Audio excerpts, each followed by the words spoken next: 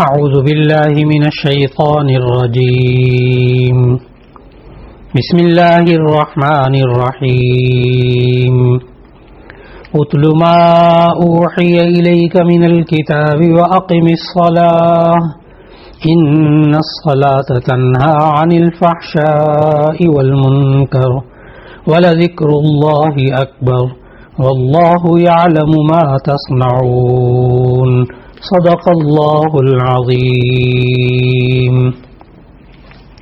قرآن مجید کے مضامین کے خلاصے کے سلسلے میں آج 21ویں پارے کا آغاز ہو رہا ہے۔ 20ویں پارے کے آخر میں سورہ عنکبوت آئی اور اس کا باقی حصہ سورہ عنکبوت کا وہ 21ویں پارے میں آ رہا ہے۔ اللہ رب العزت نے 21ویں پارے کے شروع میں سورہ عنکبوت کی آیت نمبر 45 میں فرمایا کہ انسان اللہ کی اس سورت کا نام سورہ روم اس لیے رکھا گیا کہ آیت نمبر 2 اور 3 میں اللہ تعالیٰ نے رومیوں کے غالب ہونے کی پیشین گوئی کی ہے، اسی وجہ سے اس سورت کا نام سورہ روم رکھا گیا۔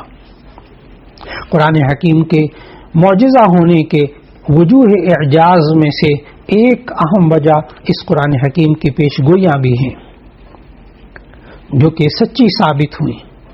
یہ پیشگوئی رومیوں کے غالب آنے کے بارے میں تھی۔ اس پیشگوئی کا پورا ہو جانا انتہائی غیر معمولی اور عادات سے ہٹا ہوا خلاف عادت ایک واقعہ نظر آتا ہے، کیونکہ جس وقت قرآن حکیم میں یہ خبر دی تھی اس وقت ایرانی رومیوں پر پوری طرح چھائے ہوئے تھے۔ رومی مقبوضات اور نو آبادیوں کے یکے بعد دیگرے ایرانیوں کے ہاتھ آتے جاتے رہے تھے۔ اس وقت رومی سلطنت زندگی اور موت کی کشمکش میں مبتلا تھی۔ سرحدی حالات کے علاوہ جو داخلی حالات تھے وہ بھی بہت خراب تھے، لیکن یہاں تک کہ رومیوں کا جو بادشاہ تھا وہ زوال کی تیز آندھیوں کے سامنے بے بس ہو کر ذلت اور پسپائی اختیار کر چکا تھا، کیونکہ اس وقت کے فارس کے لوگ یہ مشرک تھے اور آتش پرست تھے، جبکہ رومی خدا پرست تھے۔ اس لیے مشرکین مکہ اپنے ہم مذہب کے غلبے کی خبریں سن کر خوش ہوتے رہتے تھے۔ ان مخدوش حالات میں قرآن حکیم نے پیشگوئی کی کہ 9 سال کے اندر اندر رومی ایران پر غالب آ جائیں گے۔ یقیناً مشرکین نے قرآن کے اس اعلان کا خوب مذاق اڑایا ہوگا، لیکن ہوا بالکل یہ کہ دنیا نے دیکھا کہ ٹھیک 9 سال کے اندر اندر قرآن حکیم کی عظیم الشان پیشگوئی پوری ہوئی اور رومیوں نے فارسیوں کو ان کے جاہ جلال کو اپنے پیروں تلے رون ڈالا اور فارس کی سلطنت کے دل میں رومی جھنڈا نصب کر دیا۔ اس طرح سورہ روم کے اندر جو پیشگوئی آئی تھی اللہ تعالیٰ نے اس کو پورا کر دیا۔ سورہ روم کے اس معرکے میں اللہ تعالیٰ نے بتایا کہ اللہ تعالیٰ کے اس دنیا کے اندر 2 جماعتیں بن جاتی ہیں، ایک رحمان کی جماعت جسے حزب الرحمان کہا جاتا ہے اور ایک شیطان کی جماعت جسے حزب الشیطان کہا جاتا ہے۔ ان دونوں جماعتوں کے اندر ہمیشہ سے ایک کفر اور ایمان اور حق اور باطل کی جنگ جاری ہے۔ جب تک فیصلے کا دن نہیں آ جاتا اس وقت تک حق اور باطل کی یہ جنگ چلتی رہے گی، لیکن اللہ تعالیٰ نے ان آیات میں سمجھایا جس وقت قیامت برپا ہوگی یہ دونوں گروہ الگ الگ ہو جائیں گے۔ اہل ایمان کے گروہ کو جنت میں جگہ دی جائے گی اور کافروں کو گروہ کو عذاب میں ڈالا جائے گا۔ اللہ تعالیٰ نے اس صورت میں اپنے وجود پر اور عظمت جلال پر اللہ تعالیٰ نے 7 دلیلیں ذکر فرمائیں۔ ایک تو یہ اللہ تعالیٰ نے اپنے وجود پر دلیل بتائی کہ اللہ تعالیٰ ایک چیز کو اس کی ضد سے پیدا کرتا ہے۔ زندہ اور مردے ایک دوسرے کی ضد ہیں، لیکن اللہ اپنی قدرت کاملہ سے زندہ کو پیدا کرتا ہے، مردے سے مردہ کو پیدا کرتا ہے، مردے سے زندہ کو پیدا کرتا ہے اور زندہ کو مردہ سے پیدا کرتا ہے۔ اللہ تعالیٰ نے ہمیں سمجھایا کہ کس طرح یہ ایک جو ہے وہ انسان زندہ ہوتا ہے، اس سے پیدا ہونے والا انسان بھی زندہ ہوتا ہے۔ نمبر 2، ایک گٹھلی بیج یہ مردہ بے جان ہوتی ہے، اللہ تعالیٰ اس سے ایک پودے کو جو مردہ ہوتا ہے، بے جان ہوتا ہے، بے روح ہوتا ہے، اس کو پیدا کرتا ہے۔ تو زندہ سے زندہ بھی اللہ پیدا کر کے دکھا رہا، مردے سے مردہ بھی اللہ پیدا کر کے دکھا رہا۔ پھر اللہ نے بتایا کہ کس طرح اللہ جو ہے وہ زندہ سے مردہ کو پیدا کرتا ہے کہ ایک مرغی زندہ ہوتی ہے، اس سے پیدا ہونے والا انڈا بے جان مردہ ہوتا ہے۔ پھر چوتھا طریقہ اللہ نے سمجھایا کہ یہ مردے سے اللہ زندہ کرتا ہے، جیسے کہ انڈا بے جان ہوتا ہے، بے روح مردہ ہوتا ہے، لیکن اس سے پیدا ہونے والا چوزا زندہ ہوتا ہے۔ پھر اللہ نے اگلی آیات میں سمجھایا، آیت نمبر 20 میں، کہ انسان کو اللہ تعالیٰ نے بے جان مٹی سے پیدا کیا ہے۔ حضرت آدم علیہ السلام مٹی سے پیدا کیے گئے۔ انسان کی جو ضروریات ہوتی ہیں غذائی اور جسمانی، وہ بھی اللہ مٹی ہی سے پیدا کرتا ہے۔ پھر اللہ تعالیٰ نے ہمیں سمجھایا آیت نمبر 22 اور 23 کے اندر، آیت نمبر 22 میں سمجھایا کہ کس طرح اللہ تعالیٰ میاں بیوی کا جوڑا بناتا ہے اور انسان آپس میں تعارف بھی نہیں ہوتا اور ایک دوسرے سے ملتے ہیں۔ اللہ نے پھر اسی طرح انسانوں کو زمین کے اندر پھیلایا۔ آسمان و زمین میں جو کچھ ہے اللہ ہی نے پیدا کیا ہے۔ انسانوں کی مختلف زبانوں کو اللہ نے پیدا کیا ہے، رنگوں کو مختلف اللہ نے پیدا کیا ہے۔ پھر آیت نمبر 23 میں اللہ تعالیٰ نے سمجھایا وہی اللہ ہے جو رات اور دن میں نیند کے ذریعے انسان کو سکون عطا کرتا ہے۔ انسان دن کے اندر اپنے مشاغل میں مصروف رہتا ہے اور رات کو یہ انسان نیند میں مبتلا ہو کر اپنے بدن کو سکون پہنچاتا ہے۔ پھر اللہ تعالیٰ نے آیت نمبر 24 میں فرمایا کہ جس دل میں اللہ کا خوف پیدا ہوتا ہے اور امید ہوتی ہے، اللہ اس پر رحمت نازل فرماتا ہے۔ جس طرح کے بارش برستی ہے تو مردہ زمین بھی زندہ ہو جاتی ہے۔ پھر اللہ تعالیٰ نے زمین و آسمان کا جو نظام ہے وہ سمجھاتے ہوئے فرمایا کہ آسمان کی جو چھت ہے وہ کسی ستون کے بغیر کھڑی ہے اور اس کے مدار کے اندر ستارے دوڑ رہے ہیں، ہر ایک اللہ کے حکم سے چل رہا ہے۔ اسی طرح اللہ نے ان آیات میں سمجھایا کہ زمین مسلسل حرکت کر رہی ہے، اس کے اوپر بسنے والے انسانوں کو اس کا احساس بھی نہیں ہوتا۔ پھر اللہ تعالیٰ نے آیت نمبر 47 میں سمجھایا کہ یہ صورت ہمیں بتا رہی ہے کہ ہر زمانے میں اللہ کا یہ دستور رہا ہے کہ وہ حق کو باطل پر غلبہ عطا کر کے رہتا ہے۔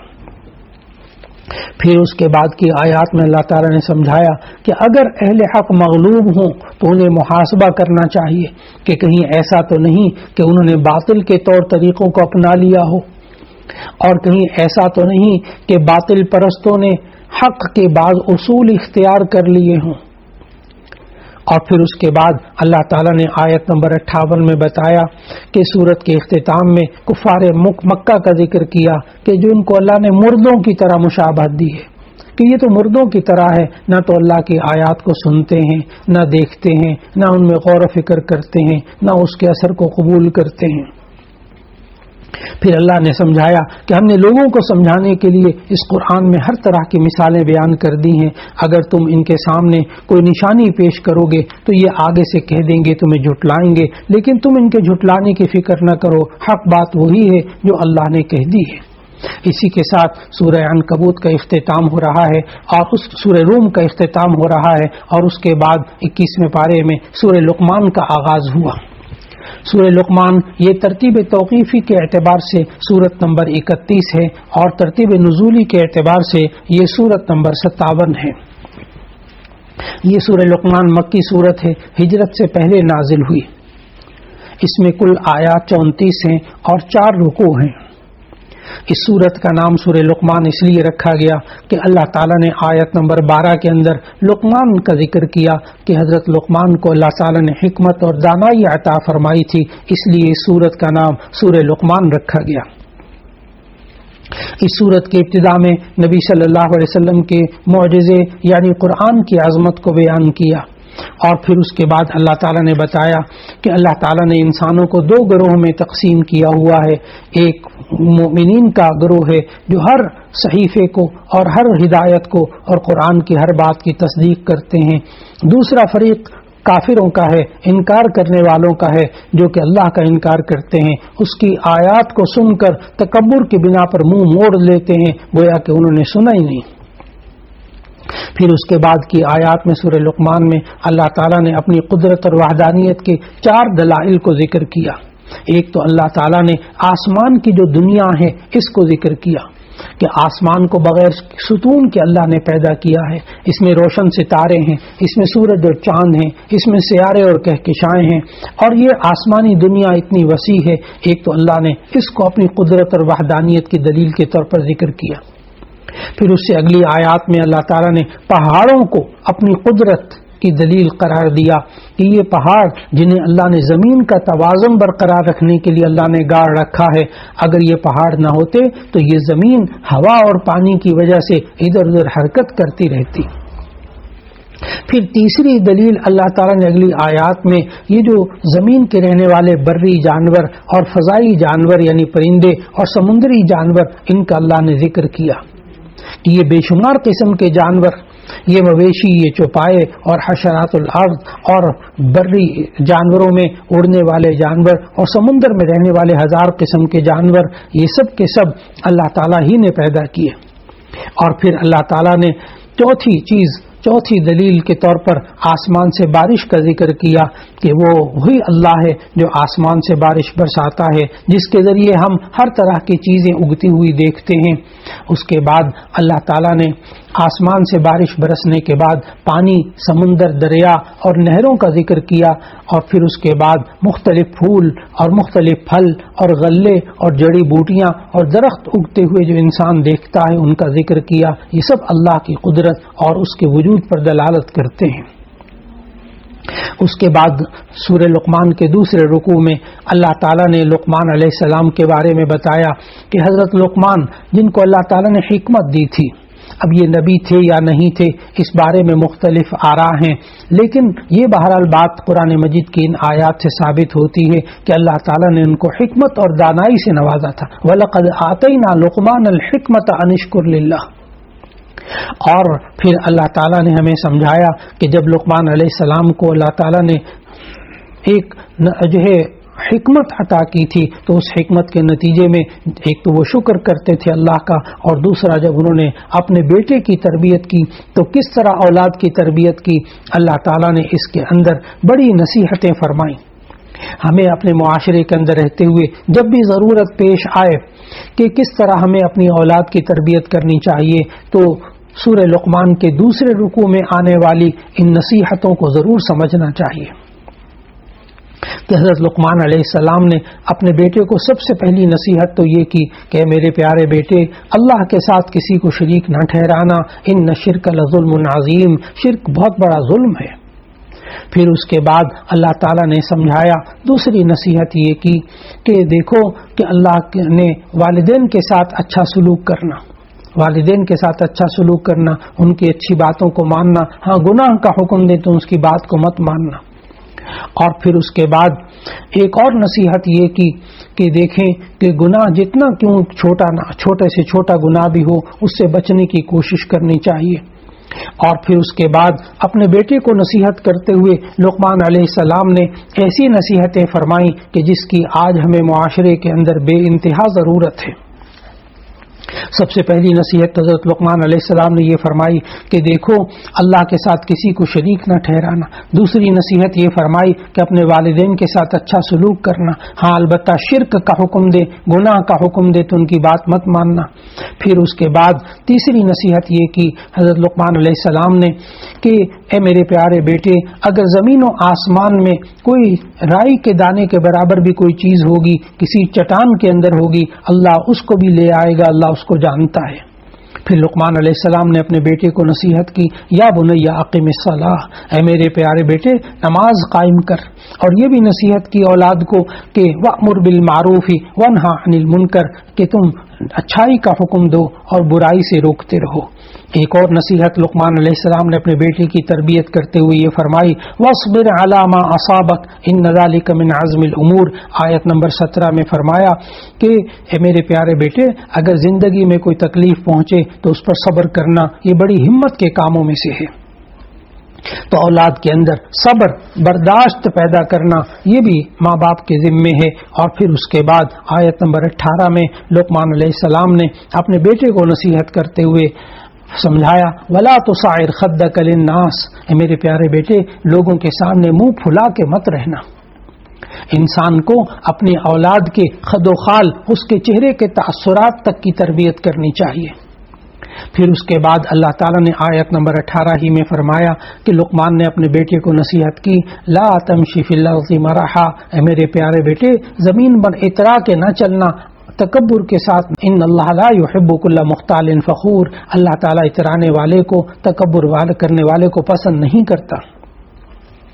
پھر اس کے بعد لقمان علیہ السلام نے اپنے بیٹے کی تربیت کرتے ہوئے آیت نمبر 19 میں اللہ تعالیٰ نے فرمایا کہ لقمان نے کہا اپنے بیٹے کو، وَقْصِدْ فِي مَشْيِكَ، تم اپنی چال کے اندر میانہ روی اختیار کرو، وَغْضُضْ مِن صَوْتِكَ، اپنی آواز کو آہستہ رکھو۔ اس لیے ہمیں اپنی اولاد کے اندر اعتدال کی تعلیم بھی ان کو دینی چاہیے، اور اس کے ساتھ ساتھ ہمیں چاہیے کہ ہم ان کی آواز، ان کے لب و لہجے میں ہم تربیت کریں، تاکہ اللہ تعالیٰ اس اولاد سے پھر آنکھوں کی ٹھنڈک عطا فرما دے۔ یہ سب وہ نصیحتیں ہیں جو سورہ لقمان کے دوسرے رکوع میں موجود ہیں۔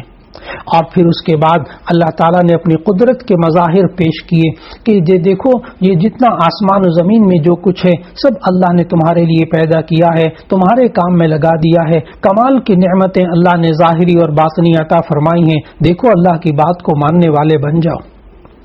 اور پھر اس کے بعد اللہ تعالیٰ نے سمجھایا کہ آسمان و زمین میں جو کچھ ہے اس کا مالک اللہ ہی ہے، لیکن اللہ کے جو نعمتیں ہیں، اگر تم سارے جتنے بھی درخت ہیں ان کی قلمیں بنا لو اور سمندر کو اس کی سیاہی بنا لو، پھر بھی تم اللہ کے کلمات کو نہیں پورا کر سکو گے۔ وہ اللہ ایسا ہے جو رات کو دن میں داخل کرتا ہے، دن کو رات میں داخل کرتا ہے، سورج اور چاند کو اس نے مسخر کیا ہے، ہر ایک اپنے اپنے مدار میں چل رہا ہے۔ پھر اللہ تعالیٰ نے سورہ لقمان کے آخر میں بتایا کہ دیکھو، تم کشتی کو دیکھو کہ کس طرح یہ اللہ کے حکم سے چلتی ہے، اور تم دیکھو کہ موجوں کے اندر کس طرح یہ لوگ جب اللہ کو پکارتے ہیں، لیکن یہ سرکش لوگ عجیب و غریب ہوتے ہیں کہ جب اللہ ان کو خشکی میں پہنچا دیتا ہے تو پھر اسی میں سے کچھ لوگ ہوتے ہیں جو کہ اللہ کی آیتوں کا انکار کرنے والے ہوتے ہیں۔ پھر سورہ لقمان کے آخر میں اللہ تعالیٰ نے بتایا کہ علم غیب صرف اللہ ہی جانتا ہے، اور غیب کی خاص طور پر 5 چیزوں کو ذکر کیا، جس کو حدیث کے اندر مفاتیح غیب کہا گیا، مفاتیح خمسہ کہا گیا، کہ 5 بنیادی چیزیں ایسی ہیں جن کا علم صرف اللہ جانتا ہے، کوئی نہیں جانتا۔ نمبر 1، ان اللہ عنده علم الساعہ، قیامت کا علم صرف اللہ کے پاس ہے۔ دوسری بات، وَيُنَزِّلُ الْغَيْثَ، بارش برسانا، یہ اس کا علم بھی اللہ کے پاس ہے۔ اور تیسری چیز، وَيَعْلَمُ مَا فِي الْأَرْحَامِ، رحموں میں جو کچھ ہے وہ بھی اللہ ہی جانتا ہے۔ اور چوتھی چیز بتائی، مَا تَدْرِي نَفْسٌ مَاذَا تَكْسِبُ غَدًا، کہ کوئی نفس یہ نہیں جانتا کہ کل وہ کیا کمائے گا۔ اور 5ویں چیز یہ بتائی کہ مَا تَدْرِي نَفْسٌ بِأَيِّ أَرْضٍ تَمُوتُ، کہ کوئی شخص یہ نہیں جانتا کس زمین میں جا کر وہ مرے گا۔ پھر اس کے بعد سورہ سجدہ کا آغاز ہوتا ہے۔ سورہ سجدہ یہ قرآن مجید کی ترتیب کے اعتبار سے یہ 32ویں سورت ہے، اور سورہ سجدہ یہ نزولی اعتبار سے 75ویں سورت ہے۔ یہ مکی سورت ہے، ہجرت سے پہلے نازل ہوئی، اس میں کل 30 آیات ہیں اور 3 رکوع ہیں۔ اس سورت کا نام سورہ سجدہ اس لیے رکھا گیا کہ اس کی آیت نمبر 15 میں اللہ تعالیٰ نے ایمان والوں کی تعریف کرتے ہوئے فرمایا کہ جب انہیں نصیحت کی جاتی ہے تو یہ سجدے میں گر پڑتے ہیں، اسی لیے اس سورت کا نام سورہ سجدہ رکھا گیا۔ سورت کی ابتدا میں اللہ تعالیٰ نے قرآن کی حقانیت کا بیان کیا، اس کے روشن دلائل کا ذکر کیا، اور فرمایا کہ یہ انسان کے کلام سے بالکل الگ تھلگ کلام ہے۔ اور نبی صلی اللہ علیہ وسلم پر یہ جو کفار تہمت لگاتے تھے کہ آپ نے یہ کلام خود گھڑ لیا ہے، اللہ نے کہا کہ یہ انسانی کلام ہی نہیں ہے۔ پھر دوسرے نمبر پر اللہ نے قدرت کے دلائل، اپنی قدرت کے دلائل ذکر کیے، آسمان و زمین کے پیدا کرنے کا ذکر کیا، اور بتایا ہر کام کی تدبیر بھی اللہ ہی کرتا ہے۔ وہ پانی کے ایک حقیر قطرے سے انسان کو پیدا کرتا ہے، یہ اللہ کی قدرت کے دلائل ہیں۔ پھر اللہ نے تخلیق کے مختلف مراحل یہاں ذکر کیے کہ کس طرح مٹی سے پانی، اور پھر نطفے سے لوتھڑا، اور پھر لوتھڑے سے بوٹی، اور بوٹی سے ہڈی تک کے مراحل طے کیے، پھر کیسے انتہائی پرکشش صورت میں اور متناسب قد و قامت والا انسان بن گیا۔ پھر اللہ تعالیٰ نے مجرموں کا ذکر کیا، مؤمنین کا ذکر کیا کہ یہ صورت مجرموں اور مومنوں دونوں کے حالات بتاتی ہے کہ مجرم قیامت کے دن سر جھکائے کھڑے ہوں گے، ان پر ذلت چھائی ہوگی، وہ آرزو کریں گے کہ کاش ہمیں دنیا میں لوٹا دیا جائے تو ہم نیک اعمال کریں۔ پھر دوسری طرف اللہ تعالیٰ نے ایمان والوں کی حالت بتائی کہ ایمان والے کیسے ہوتے ہیں۔ ایمان والے وہ ہوتے ہیں جو دنیا میں اللہ کے سامنے جھکے رہتے ہیں، راتوں کو ان کے پہلو بستر سے جدا رہتے ہیں، وہ اللہ کے عذاب سے ڈرتے ہیں لیکن اللہ کی رحمت کی امید بھی رکھتے ہیں، پھر اللہ نے جو ان کو مال دیا ہے اس میں سے وہ خرچ بھی کرتے ہیں۔ پھر اللہ تعالیٰ نے سورہ سجدہ کی آیت نمبر 12 سے آیت نمبر 17 تک سمجھایا کہ کوئی نفس یہ نہیں جانتا کہ ان کے لیے آخرت کی ٹھنڈک کیسے چھپا کر رکھی گئی ہے، یہ ان اعمال کا صلہ ہے جو وہ کرتے تھے۔ پھر اللہ تعالیٰ نے بتایا کہ ریا اور دکھاوے کے بغیر چھپ چھپ کر جو لوگ اعمال کرتے ہیں، اللہ تعالیٰ نے ان کے لیے بھی ایسی نعمتیں چھپا رکھی ہیں جو ان کے خیال وہم و گمان میں بھی نہیں ہوں گی۔ پھر اس کے بعد اللہ تعالیٰ نے جنت کی نعمتوں کی حقیقت بتائی کہ جنت کی نعمتوں کی حقیقت بھی دنیا کو رہتے ہوئے انسان کو سمجھ میں نہیں آ سکتی، لیکن حقیقت کے اعتبار سے ان کے درمیان زمین و آسمان سے بھی زیادہ کہیں فرق موجود ہے۔ پھر سورت کے اختتام پر حضرت موسیٰ علیہ السلام کو تورات دیے جانے کا ذکر کیا اور اس بات پر بھی تنبیہ فرمائی کہ حضرت محمد مصطفیٰ صلی اللہ علیہ وسلم اور حضرت موسیٰ علیہ السلام کی رسالت میں مشابہت پائی جاتی ہے کہ کس طرح جتنے بھی رسول اللہ نے بھیجے وہ سب توحید، رسالت اور آخرت ان تینوں باتوں پر ہی کاربند رہتے تھے۔ اس کے بعد سورہ احزاب کا آغاز ہوا۔ سورہ احزاب یہ قرآن مجید میں ترتیب کے اعتبار سے 33ویں سورت ہے اور نازل ہونے کے اعتبار سے یہ سورت نمبر 90 ہے۔ سورہ احزاب یہ مدنی سورت ہے، اس میں کل 73 آیات ہیں اور 9 رکوع ہیں۔ اس سورت کا نام سورہ احزاب اس لیے رکھا کہ احزاب حزب کی جمع ہے۔ حزب کا معنی ہوتا ہے گروہ، لشکر، کیونکہ اس میں قریش کے مختلف قبائل اور مختلف جماعتوں نے مدینے پر چڑھائی کی تھی، کئی لشکروں نے چڑھائی کی تھی، اس لیے اس سورت کا نام سورہ احزاب رکھا گیا، جس میں کہ غزوہ احزاب کا ذکر ہے۔ اور یہ پوری تفصیل غزوہ احزاب کی آیت نمبر 22 سے آیت نمبر 27 تک آ رہی ہے۔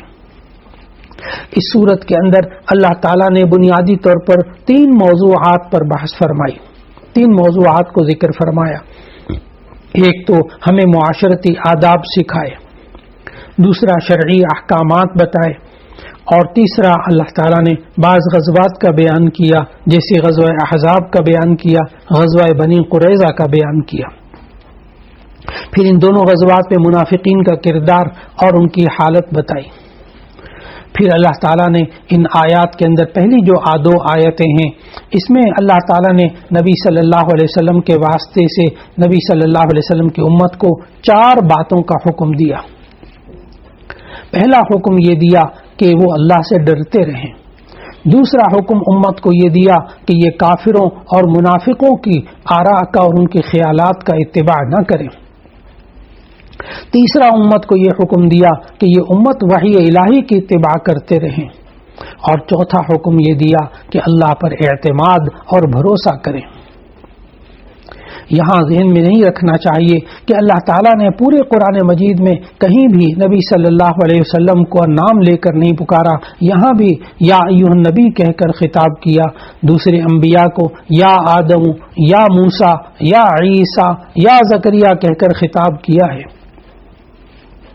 اللہ تعالیٰ نے ہمیں یہ سمجھایا کہ ان آیات کے اندر کہ ایمان والوں کا جو حال ہوتا ہے وہ یہ ہوتا ہے کہ ان کے دل کے اندر جب ایمان بس جاتا ہے تو اللہ تعالیٰ نے پھر نظام ایسا بنایا ہے کہ بعض لوگ یہ سمجھتے ہیں شاید ان کے دلوں میں 2 دل ہیں، ان کے اندر 2 دل ہیں۔ اللہ نے بتایا نہیں، آدمی کے پہلو میں ایک ہی دل ہوتا ہے، یا اس میں ایمان ہوگا یا کفر ہوگا۔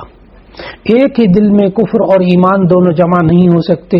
اور پھر منافقین کی تردید کی جنہوں نے کفر اور ایمان کے درمیان ایک تیسرا درجہ نفاق کا بھی بنا رکھا تھا۔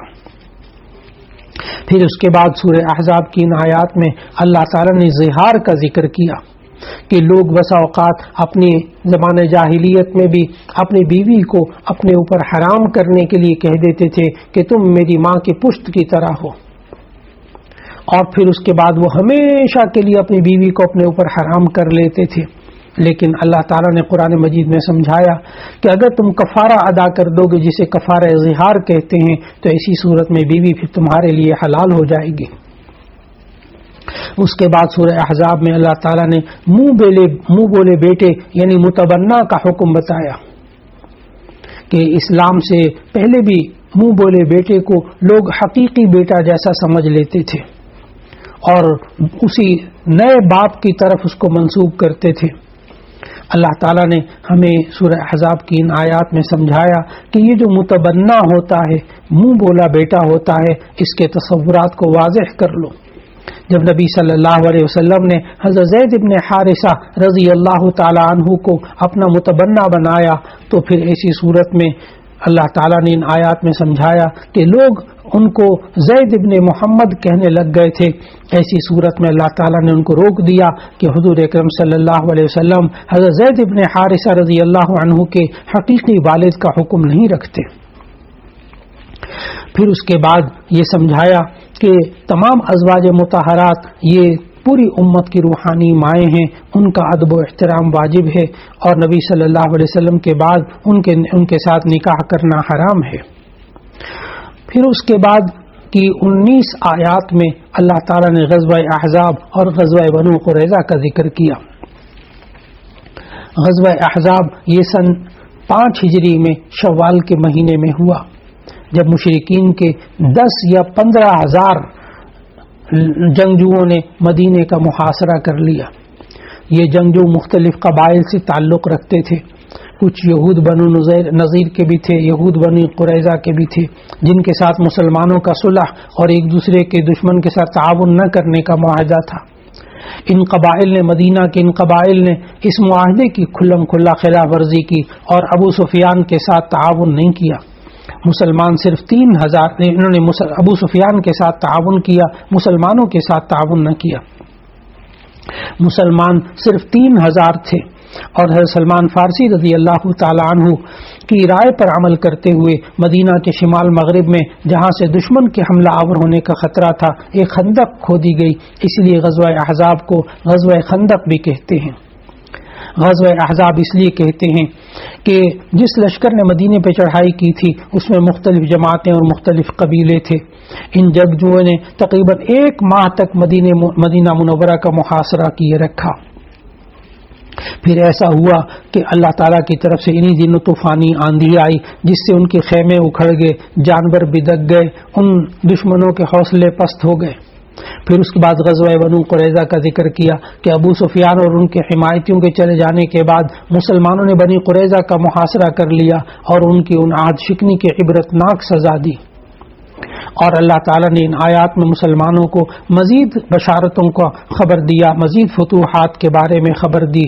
اور پھر اسی کے ساتھ ساتھ اللہ تعالیٰ نے 21ویں پارے کے آخر میں بتایا کہ یہ انسان بظاہر حالات مختلف ہوں لیکن جب اللہ تعالیٰ انسان کی مدد کرتا ہے تو غلبہ یقینی طور پر حاصل ہوتا ہے. اس لیے اللہ تعالیٰ نے انسان کو اللہ پر پختہ ایمان رکھنے اور اللہ ہی کے حکم کے مطابق زندگی گزارنے کا حکم دیا. اسی کے ساتھ 21ویں پارے کا اختتام ہو رہا ہے. اللہ رب العزت ہمیں اس قرآن مجید کی خوب تلاوت کرنے کی توفیق عطا فرمائے، اس کو سمجھنے، اس کے مطابق عمل کرنے اور اس پیغام کو لوگوں تک پہنچانے کی توفیق عطا فرمائے. وآخر دعوانا ان الحمد للہ رب العالمین.